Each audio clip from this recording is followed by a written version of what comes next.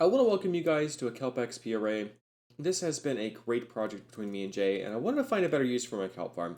This thing is super massive, and kelp doesn't generally have a lot of value.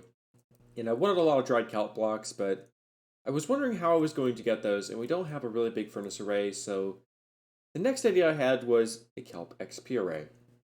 There are a lot of ways to repair your tools. You can use an Enderman farm, an XP pigman farm, you can use just about anything, but it's really nice to have something convenient like this near your base where you can just walk up, grab what you need, and we could just repair our pickaxes without having to go anywhere. And this is fantastic. I don't have to worry about mob switches, I don't have to worry about where I'm going, I don't have to worry about anything except I've got my tools and I've got a bunch of kelp. This design isn't really that intuitive, and I mean that as it does not count the items required to smelt, rather it is based on the time it takes for these double chests to fill. Once this entire system is backed up, there's a signal that will be brought here that will be at full strength. There will be 5 stacks here. If I fill this, it'll lock. Well, it'll spam technically because it's not set right. But it'll lock this hopper. Actually, technically it'll lock this dropper, which locks this hopper, and locks this hopper. This hopper technically isn't locked. It could push items through if this wasn't powered. This is no longer accepting items. Actually, that is actually locked. Yep, so those are all three of these are locked, preventing item flow and allowing this to just drain items as it smelts. So a smoker can cook twice as fast, meaning that if I wasn't using smokers for this Kelp XP array, it would actually take a little bit more than an entire 24 hours to smelt the items you need to repair your pickaxe. So this takes 12 hours to actually get the XP, which might be its only flaw.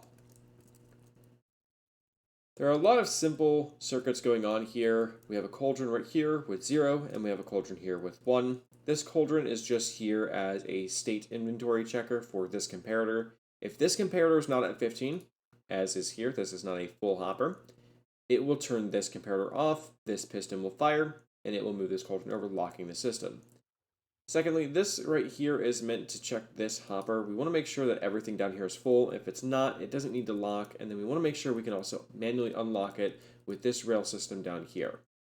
Next, we have this is checking this hopper, and what it's doing is, if there are no items left in this hopper, I want to lock it. I want to turn it off, and I want the last stack of items that are in this smoker, I want them to stay there. I don't want them to go anywhere. And that's how this system works. This is a creative works, so there is no storage management to get rid of the dried kelp and load them back into boxes or a crafting system or anything. So that is up to you guys as you would want to do with them. You do need about 4 boxes each time, so I've used this for a full 12-hour tick warp, and I used about 4 boxes, and some probably for all 16 of these furnaces. There are a few other things. This hopper here, even though it looks like it's on that rail or in between on a slanted rail, if we turn the hitbox on, it's actually sitting up here. It's just got a visual glitch here. You might want to find a way to store these shulker boxes a little differently, like a crafting system or something like that, and then get rid of all the excess dried kelp that you don't need in some other manner.